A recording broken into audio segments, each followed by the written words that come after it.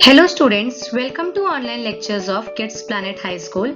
This lecture is for class 9, subject Hindi, कविता चांदनी रात, जिसके कवि हैं मैथिली शरण गुप्त जी. Let us now begin. Maithili Sharan Gupt जी का जन्म 3 अगस्त 1886 चेरगांव, उत्तर प्रदेश में हुआ था. मैथिली शरण गुप्त जी खड़ी बोली के महत्वपूर्ण कवि हैं.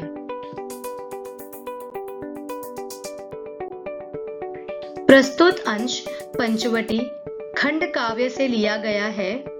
प्रकृति की छटा का सौंदर्य रूप बड़े ही माधुर्य के साथ दर्शाया है. चांदनी रात का मनोहरी वर्णन सुंदर शब्दों में चित्रित किया है. चारु चंद्र की चंचल किरणें खेल रही हैं जल थल में. स्वच्छ चांदनी बिछी हुई है अवनी और अंबर तल में. अब यहाँ पर गुप्त जी चांदनी रात का वर्णन करते हुए कहते हैं कि सुंदर चंद्रमा की किरणें बहुत चंचल है और वह किरणें जल और थल में फैली हुई हैं, जिससे ऐसा प्रतीत होता है कि मानो वह किरणें जल में खेल रही हों. पृथ्वी और आकाश में स्वच्छ चांदनी फैली हुई है. पुलक प्रकट करती है धरती हरित तृणों की नोकों से. मानो झूम रहे हैं तरु भी मंद पवन के झोंकों से. अब यहाँ पर गुप्त जी कहते हैं कि पृथ्वी हरी हरी घास से बनी नोकों मीन्स नाव के माध्यम से अपनी खुशी प्रकट कर रही है. ऐसा प्रतीत होता है कि मानो वृक्ष भी मंद मंद वायु मीन्स हवा के झोंकों से झूम रहे हों. क्या ही स्वच्छ चांदनी है या है क्या ही निस्तबंद निशा. कवि चंद्रमा के स्वच्छ प्रकाश में निखरी हुई रात्रि का वर्णन करते हुए कहते हैं कि यह चांदनी गजब की खूबसूरत है और यह रात कितनी शांत है. किसी और कोई आवाज नहीं है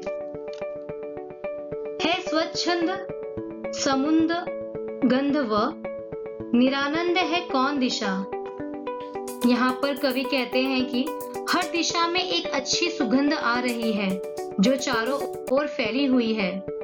कवि कहते हैं कि ऐसी कोई भी दिशा नहीं है जहाँ इस चांदनी रात की खुशी ना हो, अर्थात सभी लोग और जगह खुशी ही खुशी फैली हुई है.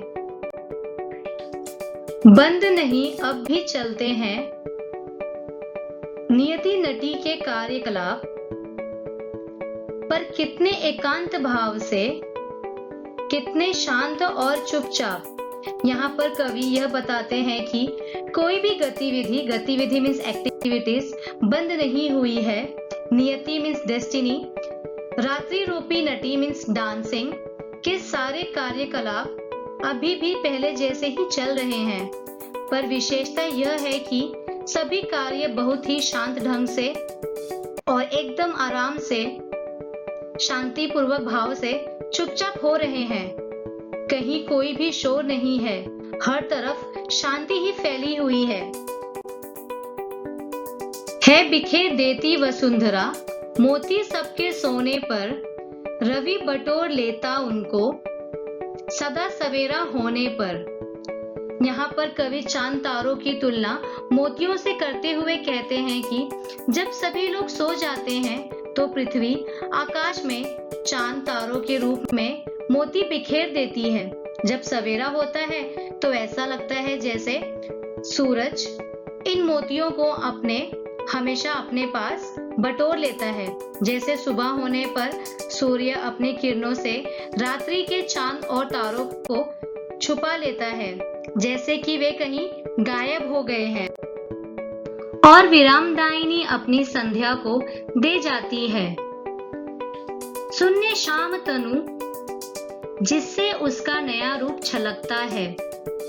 अब यहाँ पर गुप्त जी कहते हैं कि सुबह होने पर बटोरी हुई चांद तारे रूपी मोती सूर्य उसे विराम देने वाली संध्या को सौंप जाता है. शाम होने के बाद चांद तारे आकाश में फिर से चमकने लगते हैं और वे मोतियों का आभास करने लगते हैं.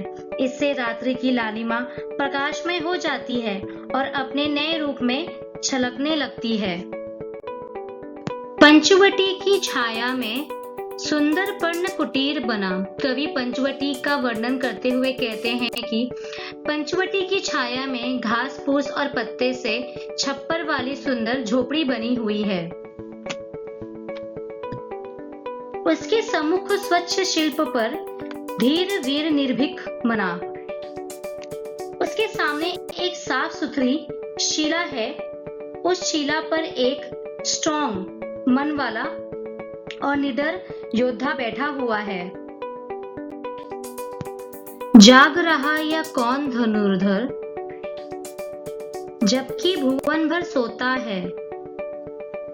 कवि कहते हैं कि इस समय संसार के सारे लोग सो रहे हैं, तो ऐसा कौन था जो उस समय जाग रहा था?